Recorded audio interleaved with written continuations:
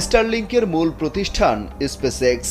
ওয়েবসাইটে দেয়া তথ্য অনুযায়ী তাদের ইন্টারনেট সেবা জিও স্টেশনারি থেকে আসে, যা ৩৫,৭৮৬ কিলোমিটার উপর থেকে পৃথিবীকে প্রদক্ষিণ করে।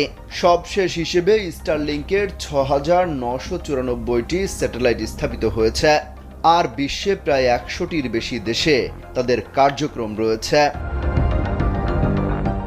যে কেউ চাইলে ৫০০ বা ১,০০০ টাকা দিয়ে স্টারলিংকের সংযোগ চালু করতে পারবে না।